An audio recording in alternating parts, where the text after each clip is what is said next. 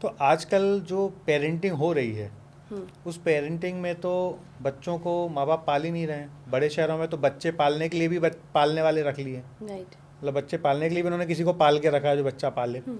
उस स्थिति में तो बच्चे को माँ बाप के कोई ऐसे संस्कार मिलेंगे ही नहीं। तो ये पेरेंटिंग के बारे में आप क्या कहेंगे और कैसे इस पे हम सुधार कर सकते हैं? हाँ, ये एक बहुत बड़ा क्वेश्चन भी है आज की डेट में। आज हर दूसरा पेरेंट जो मेरे से नॉर्मली काउंसलिंग भी ले रहा होता है या आप जनरली भी बात कर रहे होते हैं तो आपने देखा होगा एक सेंटेंस सुनने को बड़ा मिल रहा है, आजकल के बच्चे बदतमीज़ बहुत हो गए हैं। हम्म। ठीक है, आपने अपने सानिध्य उनको दिया ही नहीं, अपना प्यार अपना समय दिया ही नहीं। संस्कार सिर्फ सेंटेंस बोलने से नहीं सीखता, वो एक इमोशन है। संस्कार एक इमोशंस है जिसको आप ज़बरदस्ती ठूंस कर नहीं भर सकते, मतलब उसको ज़बरदस्ती आप दिमाग में नहीं डाल सकते। ये ऐसा नहीं है कि क्लास में टीचर आया और आपने कहा stand up and sit down, ये वो संस्कार नहीं। संस्कार इमोशन से आते हैं और कोई भी चीज़ अगर बिल्ट हो रही है वो इमोशन से ही बिल्ट होती है। अब आती है बात कि उनको बाहर ही कोई पाल रहा है तो उनके अंदर हम संस्कार कैसे बिल्ड करें।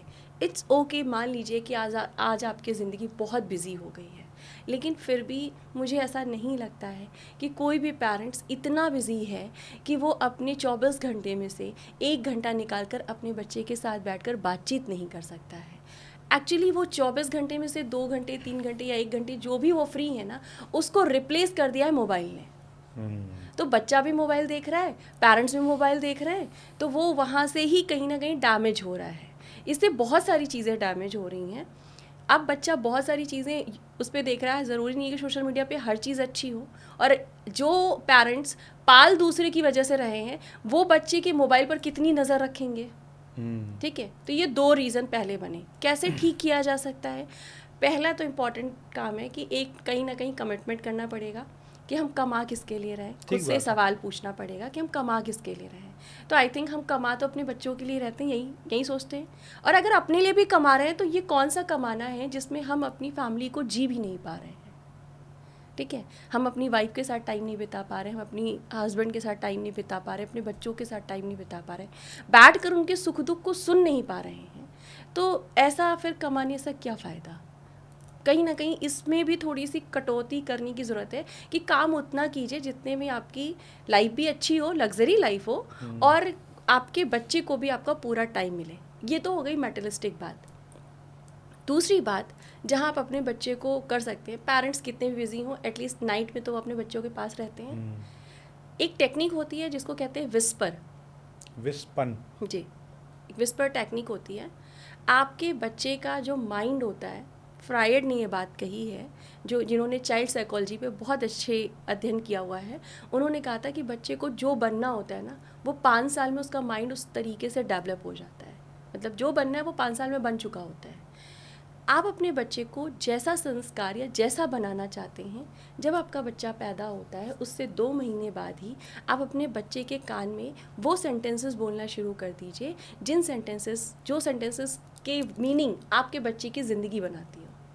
जैसे कुछ 2-4 सेंटेंस बोल के जैसे बताए। कि जैसे आप श्री के कान में क्या बोलते हैं? जैसे मैं श्री को पहले सबसे पहले तो ये बोलती थी कि क्योंकि मैंने स्पिरिचुअलिटी का महत्व समझ लिया था, तो मैं चाहती हूँ कि मेरी बेटी स्पिरिचुअल रहे, तो मैं हमेशा बोलती थी कि आपकी सोल स्पिरिचुअल है और बहुत डिवाइन है और आप एक अच्छे इंसान हो। एक बच्चा एक अच्छा इंसान है तो कमा तो वो कैसे भी लेगा। ठीक। दूसरा सेंटेंस मेरा ये होता था कि आपका और मेरा रिश्ता बहुत गहरा है। ठीक है, तो कोई ब्लॉकेज आता नहीं है, क्योंकि क्या हुआ ना, ये एनर्जी सबकॉन्शियस माइंड में चली गई। आपने लॉजिकली कोई चीज़ ली है तो वो इनबिल्ट नहीं होती, अगर सबकॉन्शियस गई तो वो बिल्ट होती है, क्योंकि एनर्जी रोटेट होती है। क्योंकि सबकॉन्शियस माइंड में आपके शरीर का 72% पानी में से 78% पानी आपके सबकॉन्शियस माइंड में होता है। 72% पानी में से 78%, पानी, मतलब भाई 7 7 72%, 49, लगभग 50%। पूरी बॉडी का यदि हम देखें पूरी तो बॉडी के अंदर 72% 72% पानी है है। और उसका और उसको 100 78%। मान लीजिए, तो उसका 78% पानी आपके ब्रेन में है, लगभग 55 सबकॉन्शियस माइंड में। 56% हो गया। हाँ, ऐसे मान लें। ठीक है, तो जिसके पास पानी है यानी उसके पास इमोशंस है, नमी है। जिसके पास नमी है यानी उसके पास अफम, ये हमने सुना है कि पानी पर ऑलरेडी टकाटा जी ने वो किया हुआ था एमाटो, कि उस पर, हाँ, कि उस पर जो है मसारो रिसर्च एमोटो जी किया ने। था। हाँ, मसारो इमोटो जी ने, हाँ, इमोटो जापानीज जी ने जापानीज किया था, साइंटिस्ट। सॉरी, उन्होंने किया था कि आप पानी से कुछ भी बोलते हैं तो पानी वैसा रिएक्ट करते हैं। तो आपके ब्रेन में अगर कोई चीज़ बोली, आपके कान में कुछ बोली गई, सबकॉन्शियस माइंड में जा रही है, क्योंकि जब आप सोते हो तो आपके जो लॉजिकल माइंड है वो सुप्तावस्था में होते हैं और आपका कॉन्शियस माइंड, सबकॉन्शियस माइंड जागृत अवस्था में होता है। यानी सुनता कौन है? सिर्फ सबकॉन्शियस माइंड सुन रहा है।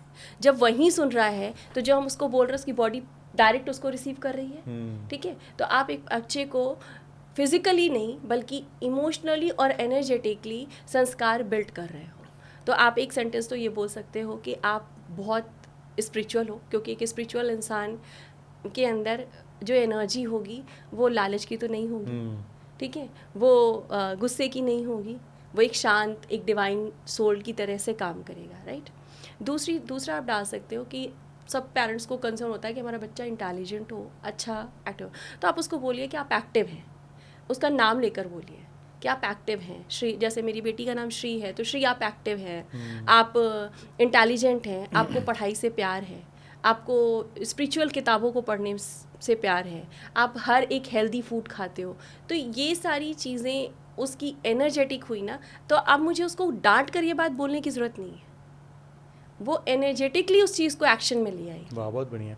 आप भी कमेंट बॉक्स में बताइए कि आप अपने बच्चे को कौन सी एक लाइन बोलना चाहते हैं जिससे उसके जीवन में बड़े परिवर्तन आए। कमेंट में ज़रूर बताइएगा।